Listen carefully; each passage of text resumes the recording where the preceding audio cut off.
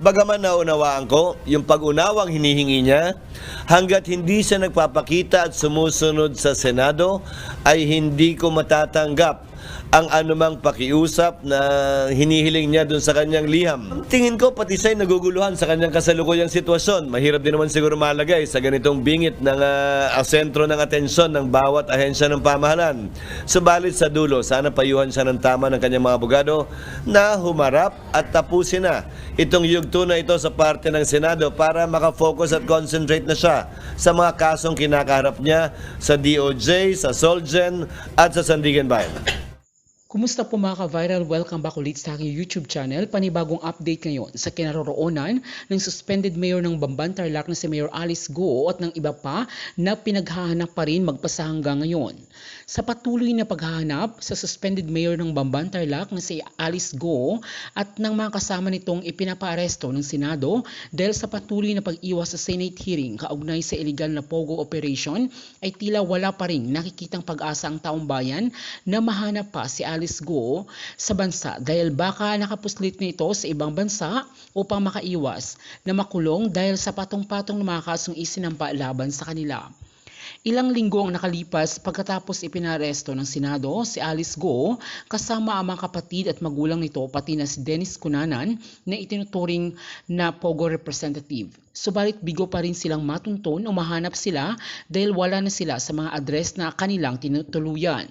Hinala ngayon ng taong bayan na bago pa man nailabas ng Senado ang arrest order ay madali ang tumakas o pinatakas na si Alice Go. May hinala din ang marami na maaring may tumulong na matataas na opisyal ng pamahalaan upang siya'y makatakas. Ayon pa sa mga netizens ay marami ang magagawa ng pera lalo na at may mga opisyal na maaaring mabibili ng pera. Pati si Senator Sherwin Gatchalian na isa sa mga bahagi ng komite na nangangasiwa sa investigasyon ay may hinala din na maaaring ginamit ni Go Huaping ang Chinese passport nito upang hindi maharang ng Bureau of Immigration kung sakaling dumaan ito sa airport.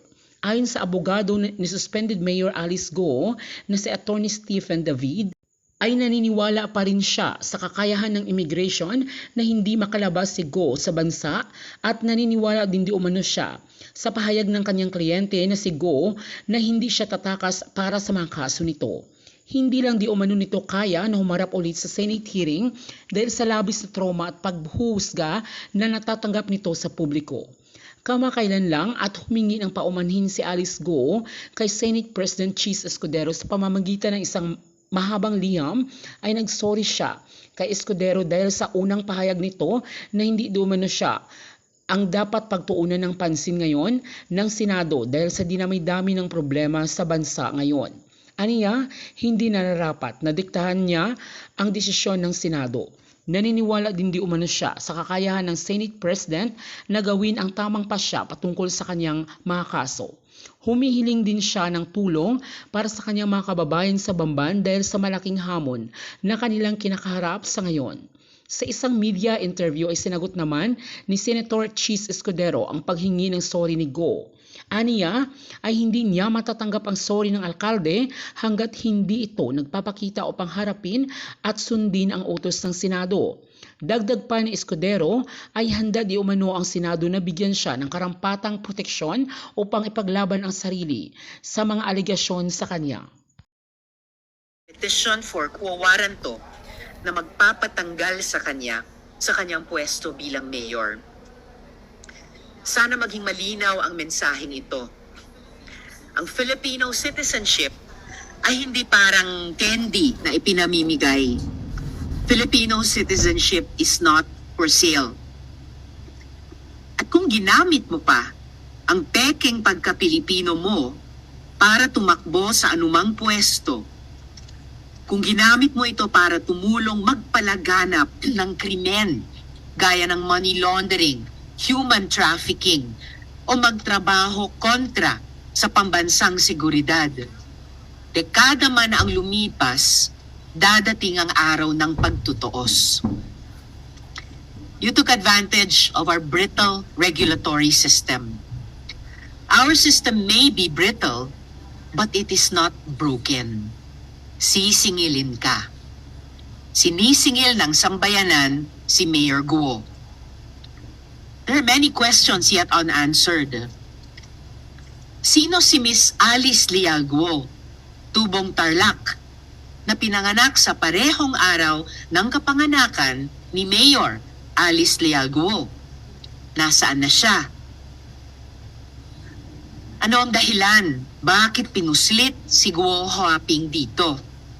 At sino ang mastermind? Yung kanyang tatay nga kaya, na ayon sa pananaliksik, ay di umanong involved sa United Front activities ng Communist Party of China. Saan siya humugot ng lakas ng loob na tumakbong mayor? O ito na ba ang plano mula sa simula?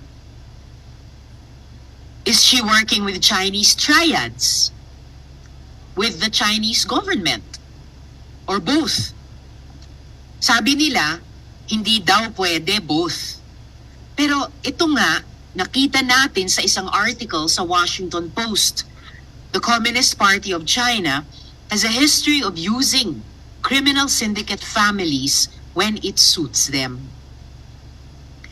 But the question we want to answer here today, and perhaps the question we are capable of answering, who are enabling her and these pogos?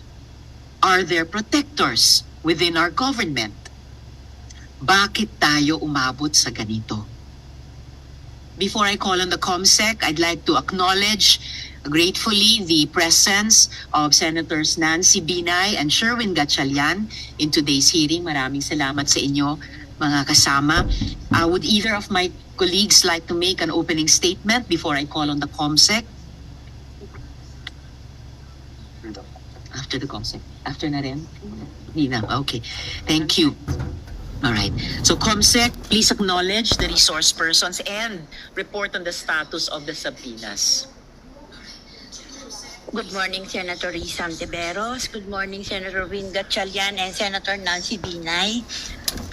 The committee would like to acknowledge the presence of the following guests and resource persons.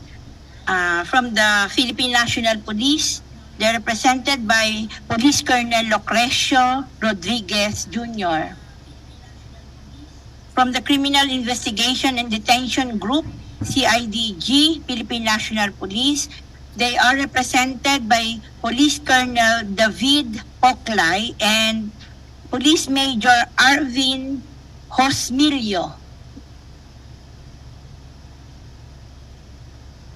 From the Undersecretary Nicolas Felix LT is representing the Interagency Council Against Trafficking.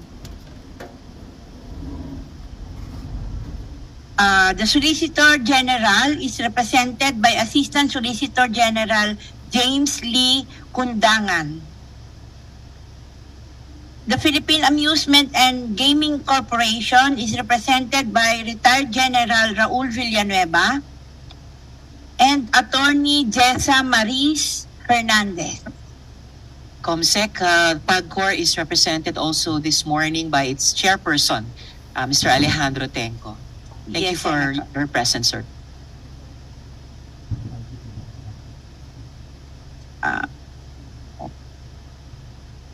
Dito ba yan? Okay. Later, Senator. The Anti-Money Laundering Council is represented by Attorney Emet Rodion Manantan, by Attorney Richard Chan, and Mr. Jason Padilla.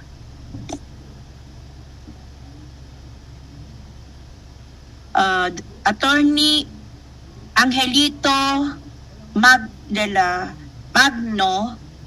is representing the National Bureau of Investigation, as well as with him is Regional Director Jenny Abiera, Agent in Charge Rainer Bergado, Special Investigator Edgardo Kawada, Dr. Alfredo Kahanding, and Ms. Caroline Pitoy.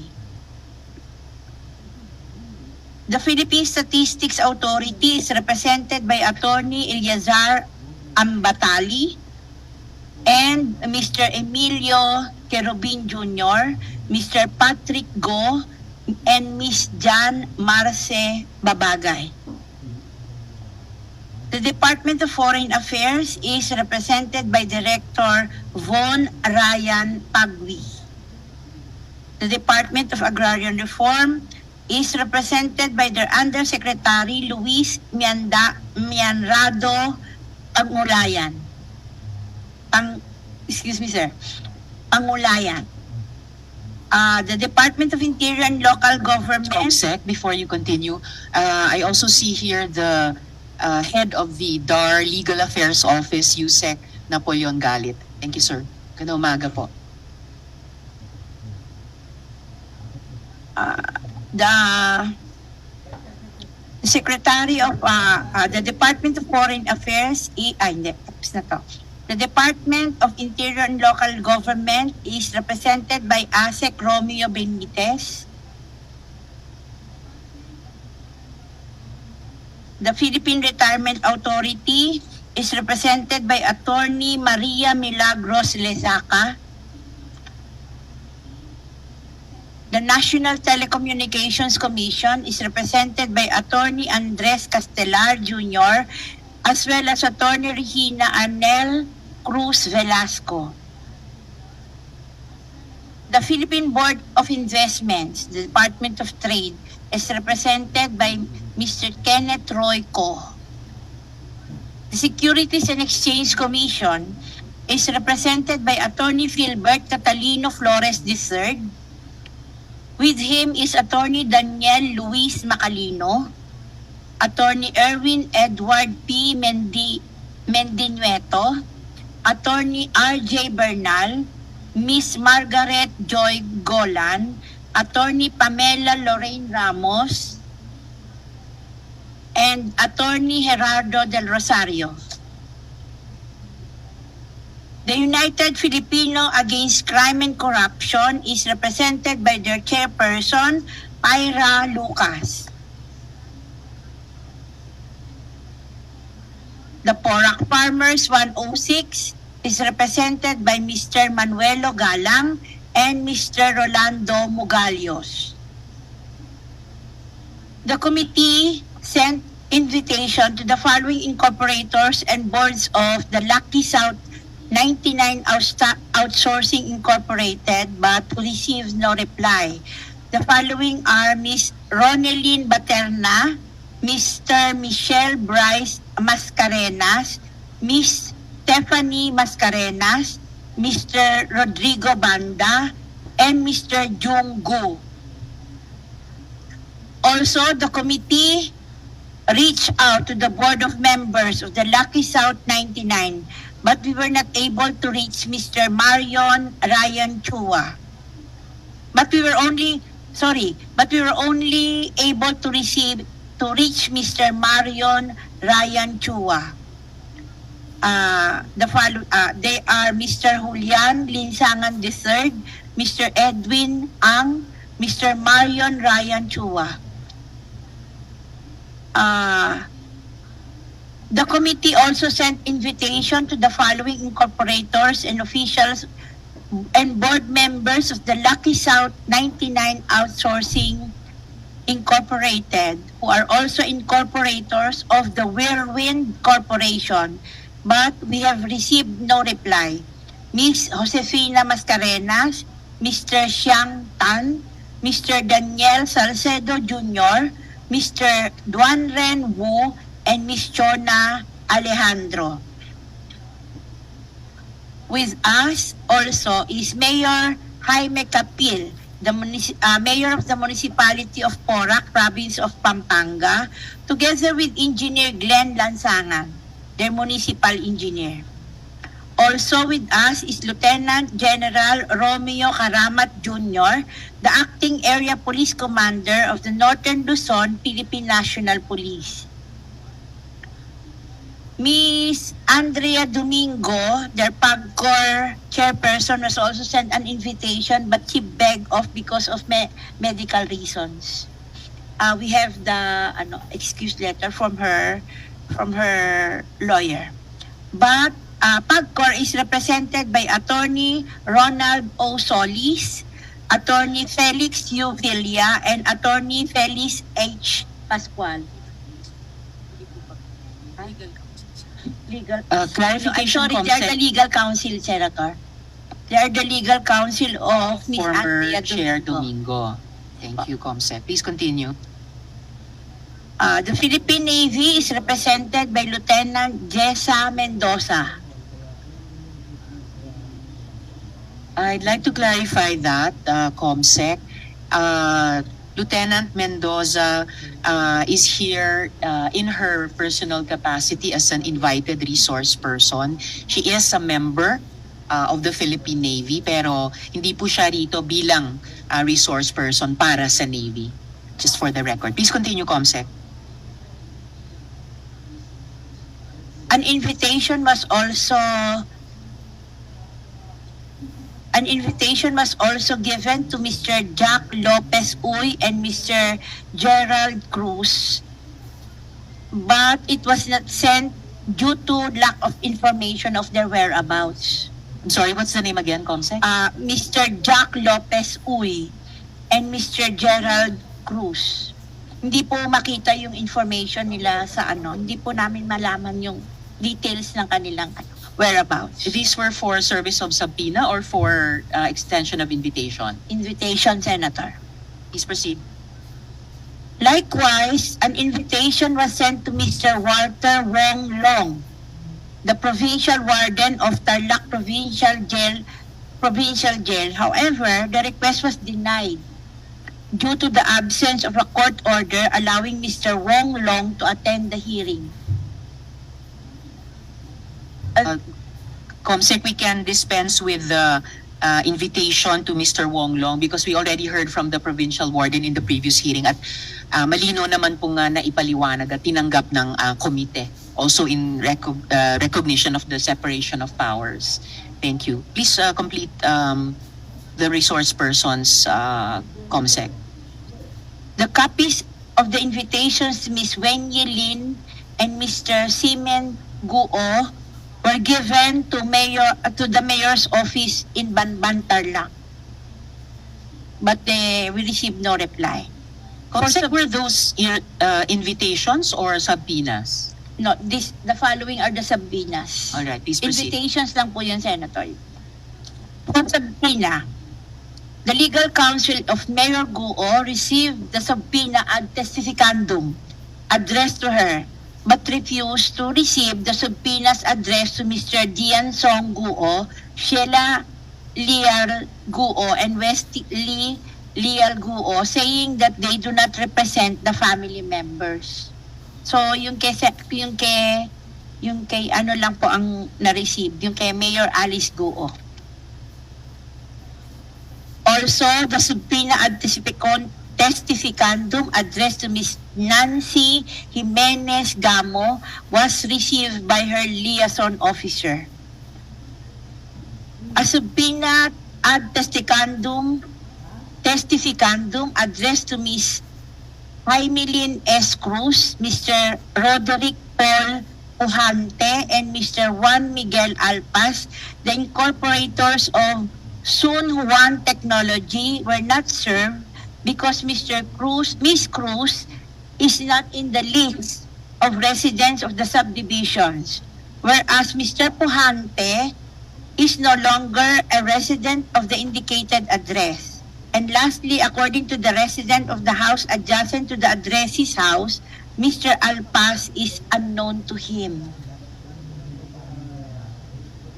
A subpoena ad testificandum is also served addressed to Ms. Catherine Cassandra Ong, but was not served because the addressee is not also in the list of residents or tenants in the said subdivision. The subpoena ad testificandum addressed to Mr. Conanan was received by the receptionist, Ms. Aiza Noble Franca. Subpoena ad testificandum addressed to Mr. Alberto Rodolfo de la Serna and Mr. Jonathan Mendoza were also not served due to the lack of information of their whereabouts.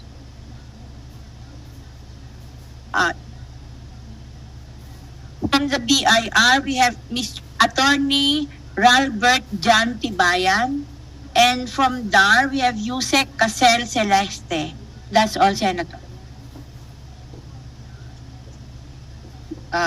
Thank you, Comsec. So pero meron tayong report on the status of the subpoenas and also additional invitations na yung ibang sinerve na subpoena, yung ilan natanggap, but the recipients are not here. They are absent. Meron namang mga inisyo ang komite na subpoenas which were not served and mostly because either fake yung address or totoo yung address pero wala yung tao doon. So before the chair makes a ruling, Senator Nancy. Madam Chair, just a clarification, Madam Chair. Lahat ho ba yung in-announce ni Comsec na guest? Sila ho ba yung nakaupo dito sa lamesa? Or meron ho ba tayong mga bisita na nakaupo ho sa likod? Meron po tayong mga bisita na nakaupo sa likod kasi hindi naman po Kasha. Okay. kasya. Madam Chair, can we just request if they could just stand up para the committee would know kung nasan itong invited guests natin? Before I request our resource persons to comply with the request of Senator Nancy, I'd just like to acknowledge the presence of our Senate President Pro Tempore Jinggoy Estrada. Salamat, Sen, for joining us in this hearing. So could our resource persons Request all please, our resource persons who are acknowledged rise. please stand up so that you can be properly recognized na kung saan kayo nandun. Madam Chair, baka we can also request our baka pwedeng yung kasi may nakikita akong resource person na nandun sa likod. Baka pwedeng ilipat sila sa harap para just in case na meron tayong tanong sa kanila, mas madali ho silang makakasagot. So paki-facilitate po iyon.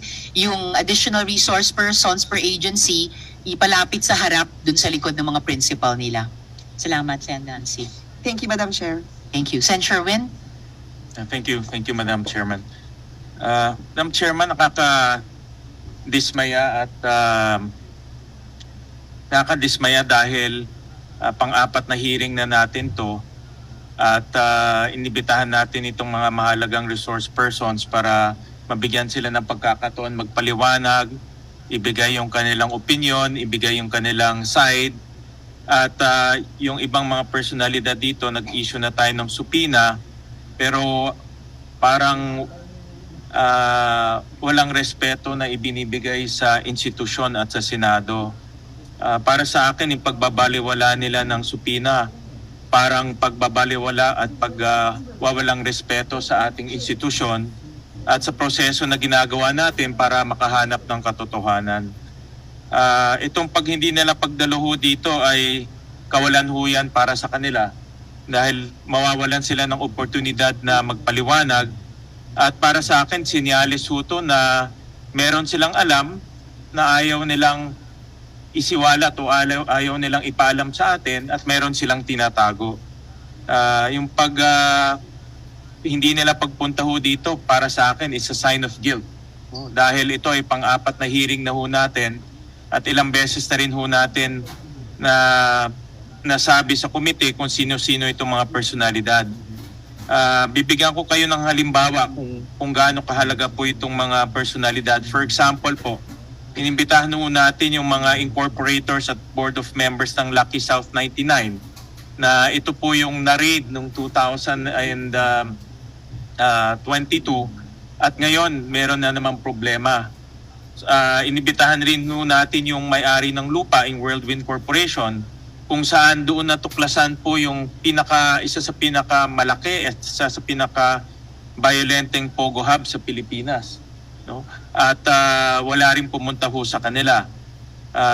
Nag-issue ho tayo ng subpoena para kay Go Huaping para ipagpatuloy yung ating pagtatanong at higit sa lahat malaman kung sino po yung mga nasa likod nitong Pogo Hub sa Bamban. Pero pangalawang pagtanggi o pangalawang beses siya nang hindi pumunta ho dito. Ngayon na kahit may subpoena, binaliwala pa rin niya yung subpoena na inisyu ng committee. May isa pang personalidad na mahalaga ho, yung si Ginang Nancy Gamo, no? Na lumabas po sa maraming papeles ng mga Go-related companies, sa papeles nung dalawang Pogo Hub, yung Zun Yuan at Hongsheng. Pero nagpadala siya ng letter at hindi rin siya makakapunta dahil raw pinagbabawalan siya ng doktor niya. Pero Madam Chairman, nakita ko yung kanyang interview Hindi lang isang beses o 4 na beses yung kanyang interview at lumalabas ho siya para magbigay ho ng mga interviews. So hindi po katanggap-tanggap ho para sa atin na nagbibigay ka ng interview sa media pero yung formal na hearing, yung formal na pagdinig, hindi ka pupunta ho dito. At may supina na rin ho na issue. So, Madam Chairman, uulitin ko po yung aking motion in the past, nung last hearing. At ngayon, I will move to issue a subpoena dito po sa mga incorporators at board members ng Lucky South 99 Outsourcing Incorporated. Namely ho, si Ronelyn Baterna, si Michael Mascarenas, Stephanie Mascarenas, Rodrigo Banda, at Mr. Jing Gu. Itong Mascarenas family ho, interlocking directors ho to na present siya sa Lucky South 99 at present rin ho siya sa Whirlwind Corporation. So in other words, lumalabas parang iisa lang itong kumpanyang ito. So, pero dahil hindi nga ho sila pumupunta ho dito, hindi natin malalaman yung katotohanan. Again, I will move also for the issuance of a subpoena to the board members of Lucky South 99. Ito po yung present na mga board members and officers. Si Mr. Julian Linsangan, who's the president and chairperson. Ito sana yung pinakamahalagang personalidad para diretso natin tanungin siya kung bakit sa kanyang pasilidad nangyayari itong mga krimen at itong mga torture na nangyayari. Si Mr. Edwin Ang, si Mr. Myron Chua, again to issue a subpoena to